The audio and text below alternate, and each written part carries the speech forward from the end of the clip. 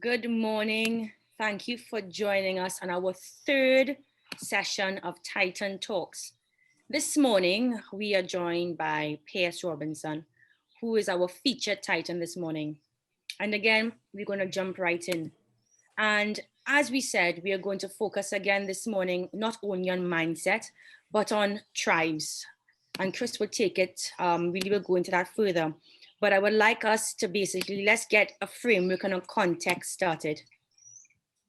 Test scores and measures of achievements certainly tell you where a student is at, but not where a student would end up. For one moment, I would like you to think about your hero.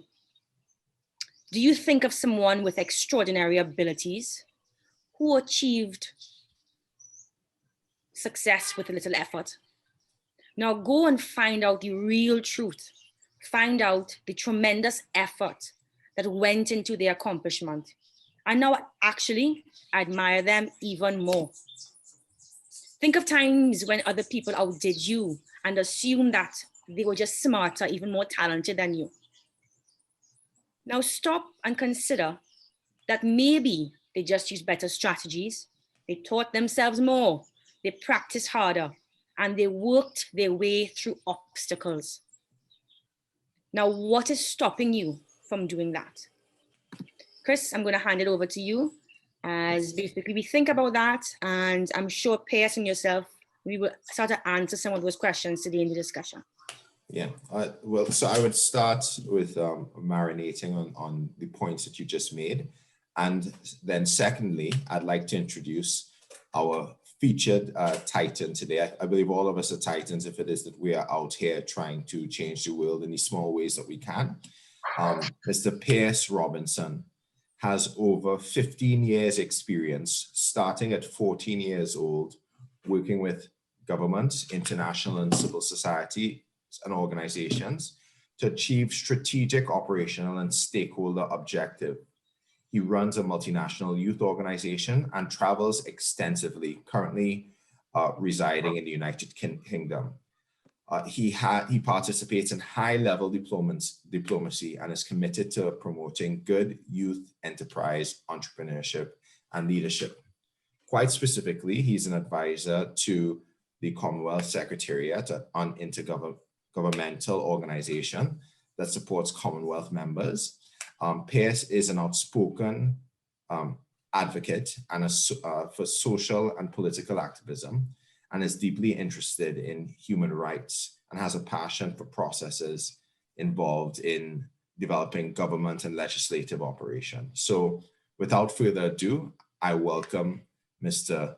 Pearce Robinson. So Pearce, I know we were speaking out a little bit before, and I had told you to pause because I thought it was the introduction to a really great segue into this discussion. And it kind of, it sparked interest. You told me that you started working as an activist at 14 years old. So start there. Where, how did that happen? Well, I think actually I might have to start a little earlier. Yes. I need to contextualize myself so that people are able to relate to my experience. So actually I left Trinidad and Tobago at the age of 7 years old because my parents traveled a lot and worked internationally. So I found myself living in Brazil in 1997. I was born in 1990, right? Yes. And so living in Brazil, I experienced various things, had to learn a new language. And then we moved again to the UK. And moving again to the UK, I was exposed to a whole new society, but then I was exposed to issues that I've never faced before, such as institutional racism, that kind of impacted my life in a different way, right? I didn't really understand what were some of these systemic problems that I was facing, to the extent that at the beginning of my schooling life in secondary school, I was actually going down a wrong path, right? Okay. To the extent that I was at loggerheads with the system. I didn't quite understand it. I was constantly getting in trouble, right? Expand a little bit there. How are you? I mean, I could imagine a Black boy from the Caribbean that has lived in Trinidad. And what city in Brazil did you live in? Was it Rio de Janeiro or Sao Paulo? Where was it? Okay, okay. And, you're coming from, the one thing that I kind of know about Brazil, it's the largest diaspora, African diaspora outside of Africa, so, you come from these really Afrocentric countries, and then you go to the United Kingdom. Like what was the log ahead? Like what was the huge transition? That there isn't racism and issues like that in Brazil, but when you're coming from an English-speaking society, there's a different view of you in a country like Brazil. Whereas in the UK, coming from an Afro, Caribbean society, people have these preconceived notions of what you're like, and they already put you in a particular category. And because that's right, and because you're not understanding why you're placed in a category of someone's assumption, you kind of resist that. And that is where I was, because, I was put in situations that I felt that didn't necessarily represent me. So let's fast forward a little bit. Yes. My mother sat me down and said, listen, Pearce, it's not that teachers in the UK wake up in the morning and say, oh, I'm gonna treat him differently because he's Black. But it's a systemic thing. Right? And once you understand that it's a systemic thing, then you know that this is just the way the system operates. So you have to change the way that you approach education, that you engage education, and you have to be working 10 times harder than your peers. What you identify there, Pearce, is that you took ownership. Your mother, I literally identified and showed you that the power is within you. That's what I'm getting from the story. She empowered you so greatly, it is actually making my paws raise. And then you recognizing as a young man that you're stepping into this greatness. Wow, amazing. Please continue. But one of the things, and I'll unpack also what your observation, one of the things I realize is that, something as simple as, you just gotta just do you, right? Just go forward and do the best that you can. It sounds like a very simple conversation. It's common sense, right? But sometimes you really do need someone to sit down and explain these things to you, because otherwise you are reacting to something negatively because you feel as though that something is acting negatively towards you. Yes, reactivity and controlling reactivity. Sorry, I just wanted to go ahead. Sorry for interrupting. I mean, in society, when we kind of use these examples and apply that to the way people operate in society, sometimes it simply needs a shift of our attitudes in the way that we speak to people, in the way that we categorize people, because people have their backs up. If I don't know you and I say, listen, he looks like somebody who's a thief, right? You're not gonna like that description because you never really considered yourself that. But because somebody has labeled you as that, you're now angry, you're now resistant, and you now want to kind of prove that this person is wrong. But in the way that you are reacting, you're kind of ticking all the boxes of someone else's assumption, if that makes sense, right? And so fast forwarding a little bit, yes, because of that conversation, I was able to shift the way that I did things, change the way that my schooling operations went, and I became one of the better students in the whole school. And I saw this transition from somebody who was nearly put on report and excluded from school to someone who was one of the highest achievers in the school just because of one talk. And so it proves to us that in society and community building, it just takes a different approach. It just takes patience, and it just takes a willingness to listen and to be prepared to enable people, And so moving again to the UK, I felt this agitation now because,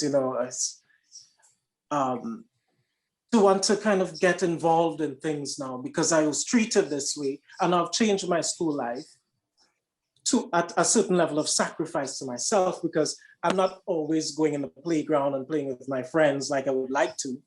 So my extracurricular things, I needed to find my social side. Okay, so I'll interject there.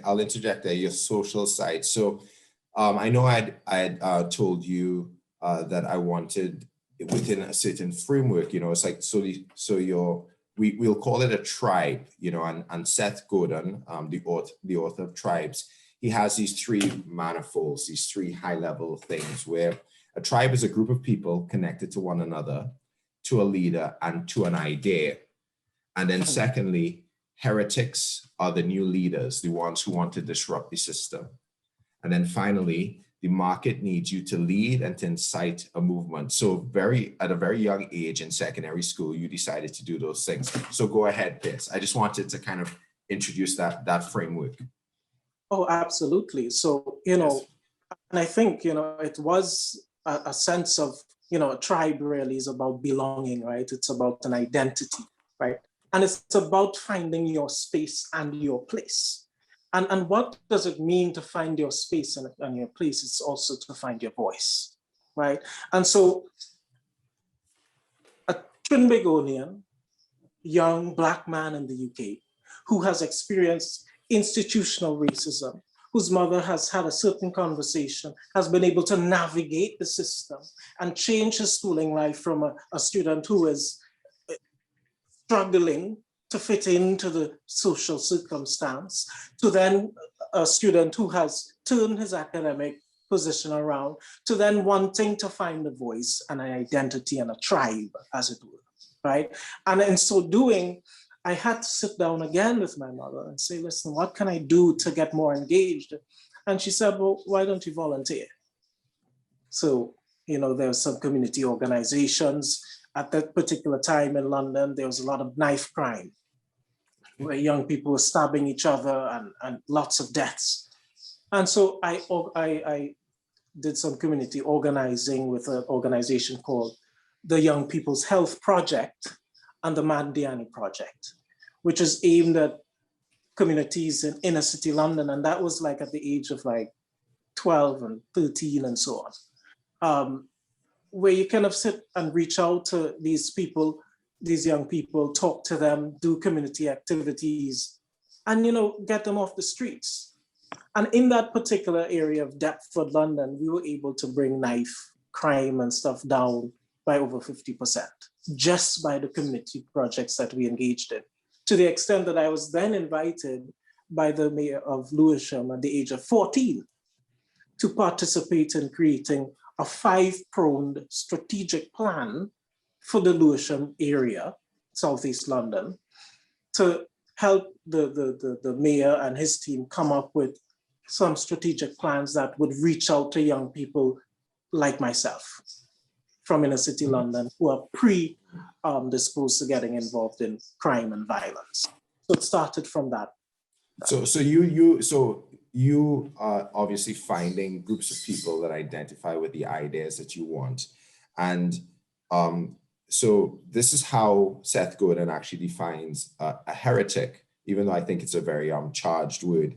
He said, in a way, leaders are actually heretics because they upset the status quo. They lead people in a different direction and they make and say things worth making a remark about. So what I hear there that you've indicated is you identified a problem, you ended up getting into an organization that could enable you to communicate certain ideals, the 5-step program, and then you fiercely went forward with tenacity to change the things that you could, and you got a result of an objective result, a result that you could feel a reduction in knife crimes. That's very, very impressive, and all this at 14 years old. Mm-hmm. So, all right, okay, go ahead, Pearce. Of course, moving on again, all of these things developed into other opportunities, being part of different organizations where I was able to, over time, build a certain level of expertise around these areas. Where I was called upon to participate in plenary discussions and so on, to create, solutions and programs.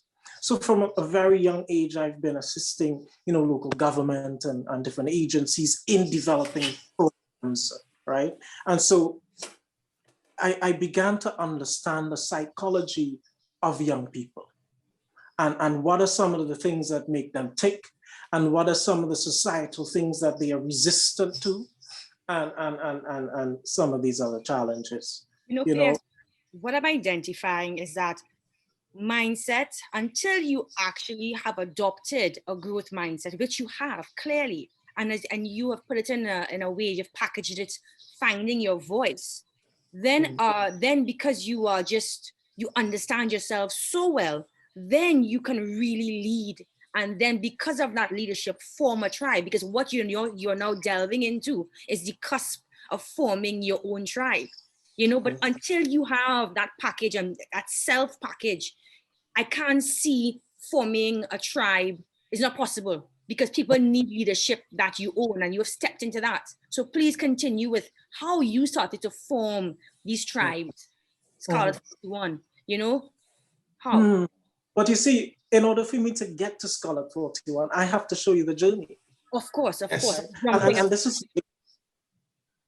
is the journey. So I've done that community volunteering and stuff, and gained that level of experience, but this wasn't enough for me, because now I was at a place where my identity of being a Trinbagonian was really eating at me.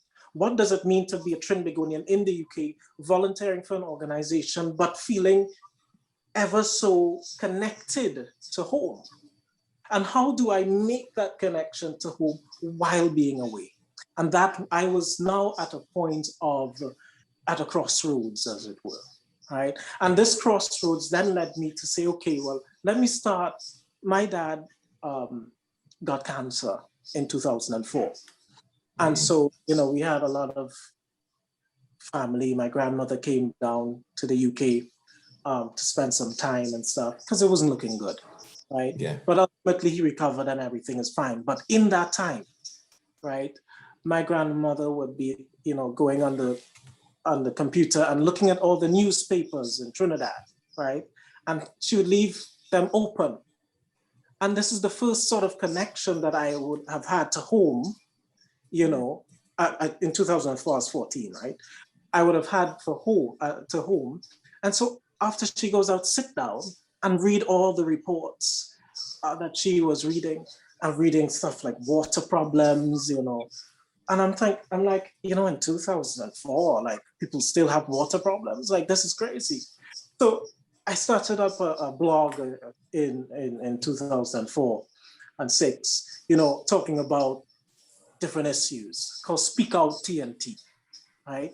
And I did that diligently, and it gained a following. And my dad said to me one day, Pearce, you're really engaged in this thing. Do you want a website? So I was like, yeah, sure. I don't know anything about websites, but sure, let's go, right? So he helped me build a website, and I was diligently doing that until 2004 all the way to 2009, when I'm now about going into university, making my choices and whatnot. And then something happened in 2009 where my website crashed and I lost all the information, and I didn't know how to get it back. And I was like, oh my gosh, all these years of like building this platform and speaking and talking about issues just gone like that. So my first year of university, instead of focusing on all my work and all that kind of stuff, I sat down on the very first day when my parents dropped me off and I was just in my room. I just got papers and put it all around me. And I said, okay, I need to find a way to connect to Trinidad and Tobago more directly. So like, I started writing all sorts of plans and projects, and what can I do? How can I get more engaged? And at this time, I was learning about Vision 2020 that Patrick Manning had enunciated. I was so excited about this level of development that fast forward, I sat down with my brother and said, listen, one of us, because we've now started to hear about Barack Obama and all this type of stuff. One of us, we're gonna meet President Obama next year. This was in 2008. I'm kind of jumping years. Yes, I understand. Yeah. And he said, we literally sat down and wrote a contract that one of us will meet President Obama in his first year of office and whatever. That's fine. We signed that and we just put that away. We forgot about it. And me, I'm doing this Speak Out TNT thing, and I'm really excited about it. And I saw that Trinidad and Tobago was hosting the Summit of the Americas. So I said, you know what? I'm going to take a chance. Why don't I put myself forward as a journalist, a freelance journalist, and give it a shot and see if I can go to Trinidad, my home country, and participate in this like major international summit. I did it just, I just gave it a shot, right? Didn't think of anything. Then I got a knock on the door, some delivery, and it's a package from the office of the Prime Minister. So I said, no way, this is a lie. This is a lie. So I opened it, ripped it up, and I saw it was a letter from the office of the Prime Minister, signed by Patrick Manning, inviting me to attend the Summit of the Americas as a freelance journalist for an organization that was just a blog, right? So I was just like, no way, this is crazy. Like, I can't believe this is actually real. Yes. So I ended up, You made it real with your vision. Wow. yeah. Okay. And so I ended up going to the summit. I said, I wonder if I'll be able to meet President Obama. Plenary session number 1. They said they gave me accreditation to attend that, and I went there, and President Obama was in front of my face, and I couldn't believe that brother and I signed as just an off-the-shot thing, and we still have the contract to this day, In 2008, about one of us will meet President Obama next year. It actually happened. And guess where it happened? In Trinidad and Tobago. Yes. And so after I did all this kind of stuff, I saw a quote just came up in my head. It's like, it is Paulo Coelho who says, it's like the universe conspires for you. Absolutely. Yes. And that is an interesting concept. Is that you just put a thought there. And you move towards it. As well, Chris deadline 1 year time, 2000 on paper. Like he put it into the universe. Yes, the universe conspires for us. Yeah, so I love that story. That is very, very inspiring. Obama? Tell us that. No, I'm like, did you meet him? There's actually a video because like I said to my family, look, I don't know if I'm ever gonna get a copy of this stuff. So just look at all of the sessions live, because it used to be streaming live on the internet. Just record everything. And there's actually a video that is very old now, but it's on Vimeo, of me standing in front of Obama and talking. I said, well done, Obama. And all he did was just, right? That's the right man. You met him. I'm not being professional because I'm supposed to be media, just take my picture and go. Yeah. But trying to speak to the president, so that was just me. But aside from all that, so moving on from that, on my way back, by the way, I just need to explain what it felt like coming into Trinidad after so long and to participate in something. Now, I had been to Trinidad back and forth from 2004 onwards, but this was the first time that I was actually coming on my own and not with family. Capacity as well. Right, and that capacity. So coming to Trinidad, I was met by government officials. I was taken up to the media thing to get my badge. Everything just felt so official and formal. And I was just like, wow. Like, how old were you, Pearce? I was 19. 19. The youngest person to attend as a journalist in that. Wow. So, I mean, I think, it's, I'm just looking at the time and we're 25 minutes into this. And you've actually, with all the other stuff that you've done, obviously over the last decade, it resonates. But I feel that this story, and it's good that you started at the beginning and you brought us through here, because this story actually just says you started in 2004 to 2006, started a website, and you just started blogging about things that you believed in. And that's you. And everyone would say that it was just a letter to the Prime Minister that got you this opportunity, but it wasn't. It was 5 or 6 years of conscientious work that gave you the opportunity for somebody to go in and say, this guy's serious. He really is about this. And then when different things kind of came together, you had the opportunity there. So, you know, you might have thought it was a shot in the dark that in 2008, you know, Barack Obama, you know, brought this change in, but you were starting in 2004, you know, with you said that all that was preparation, you know, and I found that that's quite interesting, as in your tribe was much larger than you thought it was, just by you putting those things out in the universe.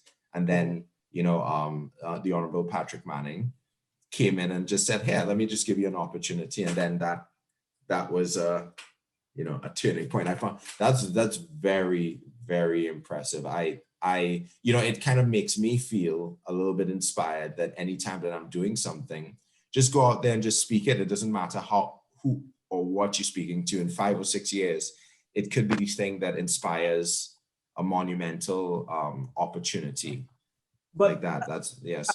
I'll just quickly try and get to Scarlet 41. So all of that passed. Yes. You know, Yes. we did things, and I went back to Trinidad. I was crying. I was like, oh my gosh, I need to figure out, how do I get more involved? Came back to uni. It's back in my room. I was like, planning again. I started up a political action committee, right, to get more involved. It was called PNM Abroad at the time, right? Mm-hmm. That ran, it went successfully, and I was like, you know what, I'm feeling like this politics thing is not really for me. I need to be broader than that. Yes. So in 2013, I said, look, forget that politics stuff. I went and created Scarlet 41 to get more actively involved in the community, to get people, regardless of which party they support or whatever, to focus on the community, right? And to build that. Until, you know, I went to these young people, I spoke to them and I said, listen, these are the things that I want to do for you. And I saw dead faces, because they had so many people, you know, they were just like, yeah, whatever, right? So many people came, promised things and whatever. So I said to these young people, look, I'm so serious about this that I've called up the media, and there's an article in the newspaper where I told the media, listen, if I don't give a solution to these young people in 1 week's time, selling my character as a fraud and this, that, and the other. I was so serious about it, right? So there was an article in the newspaper, you know, all sorts of different things. And within the space of 3 days from that commitment that I made, right, I took them, these about 30 plus young people from Morocco, St. Joseph, to a classical opera put on by on Dido and Enis that was run by Anna Dockwell, right? She's a classical music development foundation person. And it's the first time we're getting people from kind of communities that are, you know, rough around the edges, and putting them in a classical opera theater environment, and they thoroughly enjoyed it, right? And translate that, I told them going forward, look, I want to take you guys internationally. I had no idea how I was going to do it, but I knew that I wanted to bring them to the UK. So I said, I'm going to create a VIP program where you come to the UK for 1 month. And I had that plan. I did it. I raised 600,000 TT dollars, brought them to the UK for 1 month. They stayed at VIP locations, were treated like VIPs and all this type of stuff, on the condition that they go back to Trinidad and Tobago and they reinvest all of the things that they learned with the business people in the UK and whatnot. So that's where Scarlet 41 is, and we continue to develop. Yeah. So you actually did for these young people kind of like what your mother did. You disrupted their worldview. So they obviously it is like their mindset.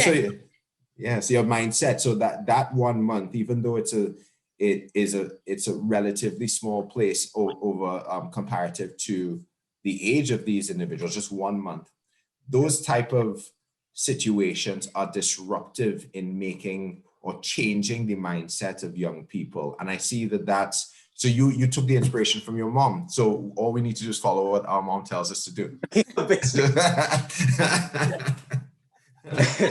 So therefore, you know, Pearce, you're just planting seeds, you know, and you're setting and allowing and hoping that these young people are going to make the choice, because I'm sure that you're now setting the environment, not only planting the seed, but giving them motivation to actually germinate this. And now, when they return to Trinidad now, what is the engagement like to actually ensure impact into the communities? How do you keep them engaged? So here's what I did from the very beginning. I said to all of these young people, they had to sit down and do an application form. The application form was like 3 pages long. They had to identify creatively, in their own way, even if they had to draw it, what they wanted to achieve, what are the issues in their community and how they wanted to impact it. Once they do that, they sign a legally binding contract that says, if I'm doing this for you, I'm basically giving you a free trip that is worth thousands of dollars. You then need to pay it forward. And by paying it forward, you need to achieve your reinvestment strategy by this period. And so from the 12 participants that we had that graduated from the program, 7 of them have started up their own businesses. One of them is Nello Cuts, who's a young person who graduated from our program. We gave him his first equipment right here in the UK. And he's created his own brand, cutting hair, doing a diligent job, right? And several other people doing fantastic work in the community. And we're consistently working with the others so that they achieve their objective. Wow. Massive KPIs. Most businesses can't even get those kind of results. You know, you really need to create, because I know I'm watching the time and I don't want to go over, but this is just so many nuggets inside of it. Yeah, you just, yeah. You blew us away this morning, Pearce. I mean, so much. And how old are you now, Pearce? I'm now 31, right? You see, I come back to the age. I know, just because what I want to highlight here is that do not limit yourself based on by any capacity. It doesn't matter how old, where you are, nothing. Start where you are. Pearce started where he was, and then totally embrace that. Yeah, go ahead. Before we kind of wrap up, I guess, but yes, managed through the work and through the opportunities that open themselves to me to travel the world, right? So I've lived in Taiwan for 4 months, lived in New Zealand 5 months, Kiribati for 1 month. And these are countries and stuff that folks like myself ordinarily would never go to. But that opened up new doors, it created relationships. I was able to create partnerships with Scarlet 41 that are lasting, bring people from those countries to Trinidad and vice versa. There's so much that I could say, such little time, Yeah. Wow, we need, one of the things, Melissa, is that we need to maybe have some of these talks a little bit longer than 30 minutes. But that's a discussion. That's a discussion for another day. So what my takeaways from you are, just do you, find your voice, learn ways to navigate the system, and then volunteer yourself and your time, and great things happen, right? That's so the one question I ask every single person, I've done this religiously and I hope to do it moving forward, is what book do you recommend? What is a book or 2 books that you recommend? Well, you see, sorry to sound this way, but I feel as though I write my own book and I don't really rely or have the time for other people's stories. And I don't mean for it to sound like that, because I do listen and I do, take on board people's experiences. That's very important. Yes. But I'm spending the time writing my own chapter, building my story.